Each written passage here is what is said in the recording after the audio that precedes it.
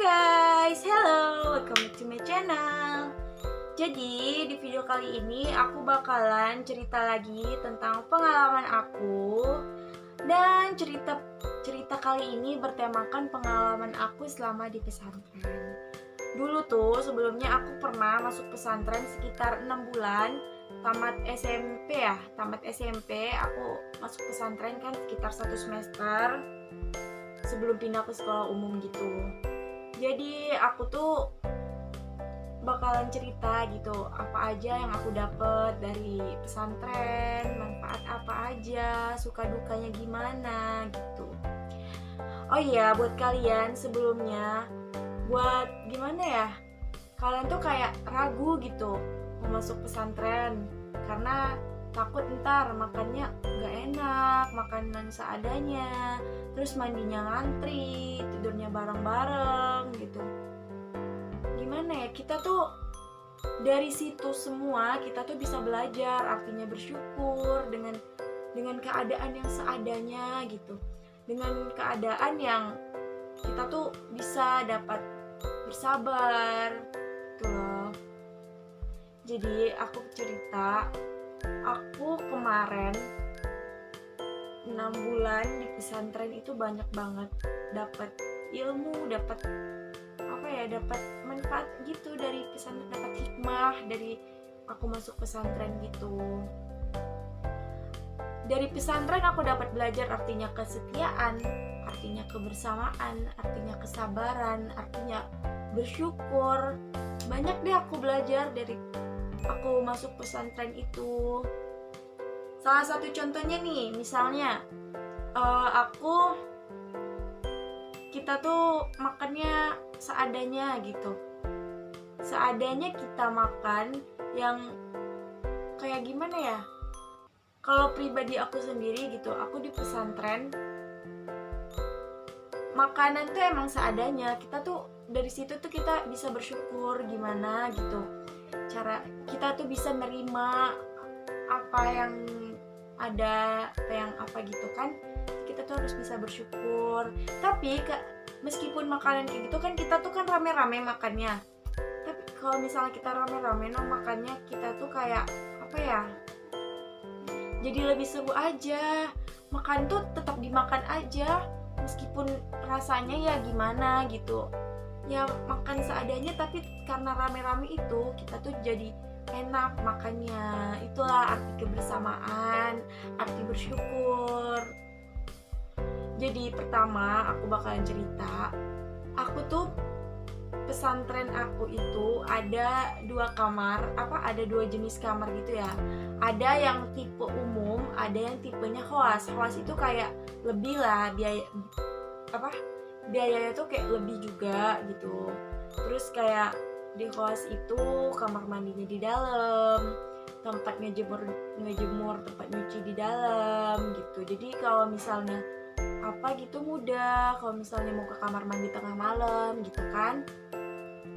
Jadi pertamanya itu aku masuk pesantren, aku udah ditawarin masuk kamar yang tipenya khuas, tapi aku pengen mencoba yang biasa dulu, yang umum gitu kan.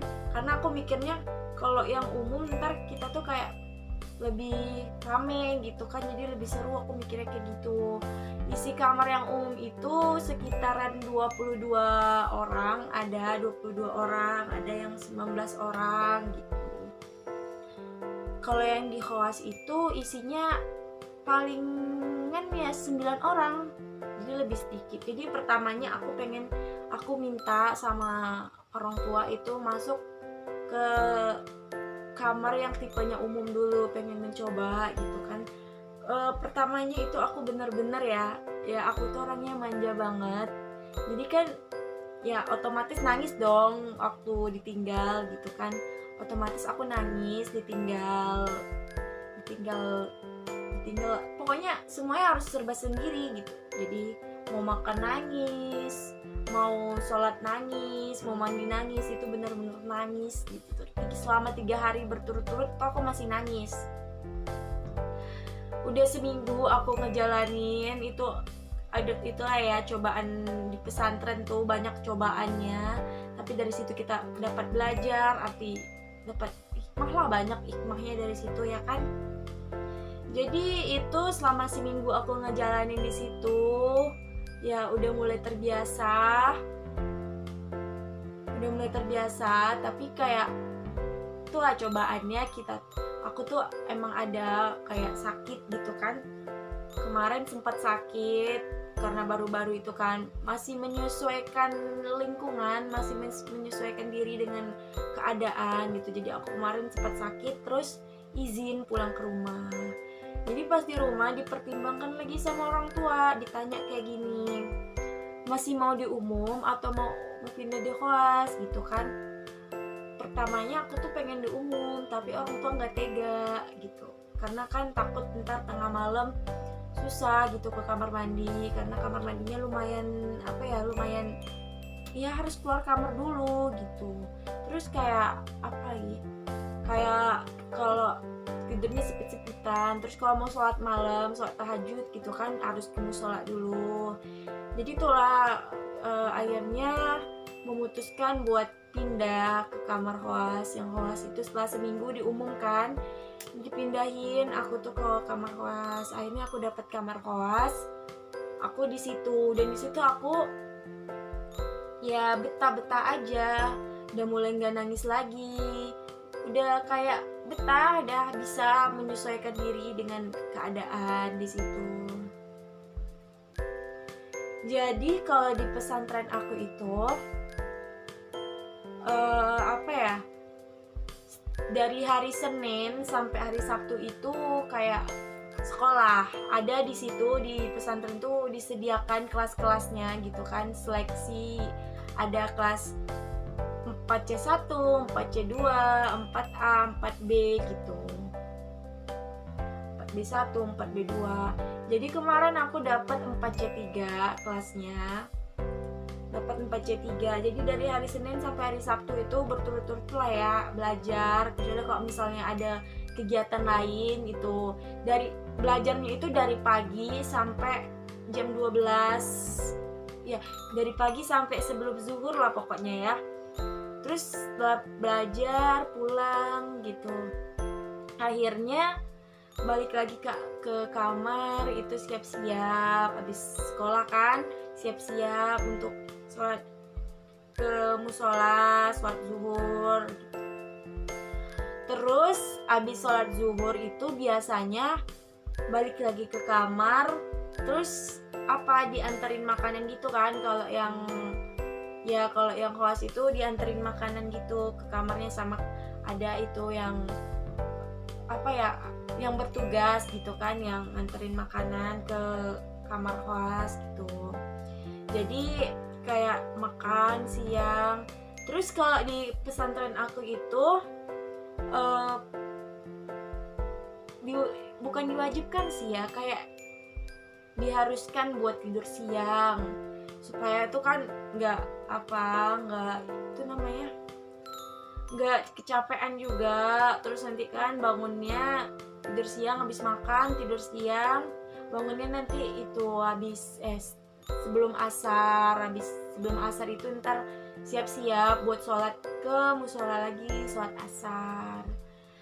asar itu kadang-kadang ada yang namanya kayak ngulang hafalan ya, dibimbing sama ukti-uktinya, mufrodat gitu.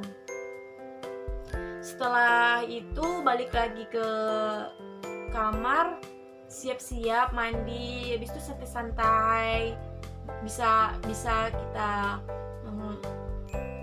menghafal atau belajar sendiri gitu. Atau kadang-kadang juga bisa kayak gotong royong bersihin kamar atau gimana. Terus sore sebelum maghrib sekitar jam berapa ya, jam 5:30 gitu, itu udah harus ke musola semuanya, siap-siap ke musola buat ngelaksanain sholat maghrib sampai isya. Itu kan di musola nggak boleh pulang dulu dari maghrib sampai isya, jadi kayak sekalian gitu. Jadi menjelang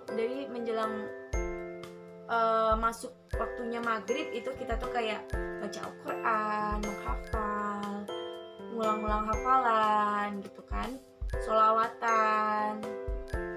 Terus udah masuk waktu maghrib, menjelang maghrib sampai isya itu kita sholat berjamaah ya, semuanya itu sholat berjamaah. Kan itu pesantrennya nggak gabung itu sama laki-laki, nggak gabung, jadi imamnya perempuan gitu. Terus dari maghrib menjelang isya gitu kadang-kadang baca baca zikir-zikir, sholawatan, baca Al-Quran, baca apa lagi ya, pokoknya banyak deh, baca apa gitu, baca kitab gitu deh.